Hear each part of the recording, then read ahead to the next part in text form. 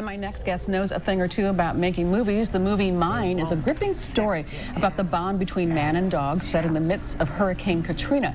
It's already winning rave reviews and voted the Audience Award for Best Documentary at the South by Southwest Film Festival.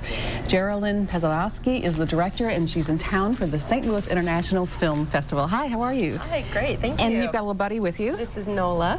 And she's a rescue? She is. She's a rescue. I met her while filming in New Orleans and fostered and then adopted her. So you were in New Orleans to do some public service announcements to help raise money for the victims of Hurricane Katrina, right? Yeah, for a rescue organization, Humane Society of Louisiana, who had lost their facility. So that was my original intention. And then it just kind of, everything snowballed. Yeah, I mean, the rescue efforts were just incredible. So I ended up staying and filming for 6 weeks, and really, I mean, it was an amazing experience. And then about a year after Katrina, I found out that there were custody battles happening over the pets that were adopted.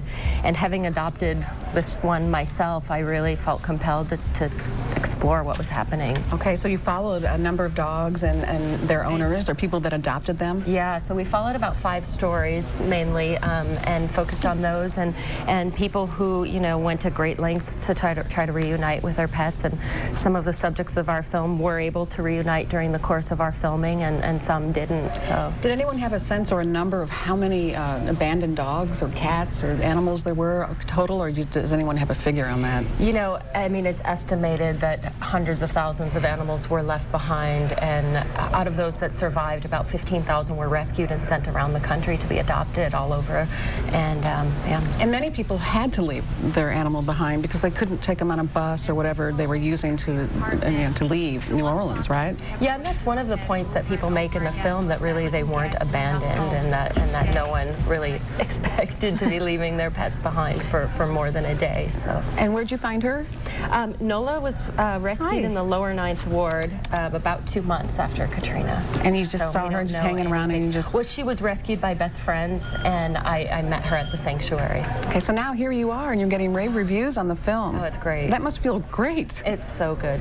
And it's something that just evolved. Yeah, it was. It just felt like such an honor to have people share these stories with me and then get to tell them. It's really a tremendous story. And so you were meant to be there, the right place at the right time. I think so. Not the right place because of everything that was going on, but you were there to grasp the opportunity to tell the stories. Do you have any one story quickly to tell us that was especially moving? Oh, God, all of them. And I think even narrowing it down to 5 stories for the film was difficult. But we have had one of the stories in our film, we had a recent reunion almost 4 years after Katrina, and it was a tremendous occasion. Powerful stuff. It's incredible. Yeah, and rescue dogs, they're the best, aren't they? Oh, she's amazing. Is she so happy to be with you? They just seem like every day they're just so happy to have a home. Oh, and I'm so lucky to have her, so yeah. Well, thank you so much, and good luck. And your movie is playing tonight at 7:30 at Webster University, and the tickets are still available, and you can go to kplr11.com and look for the link to learn more about the event. And good luck with your movie. Thank you so much.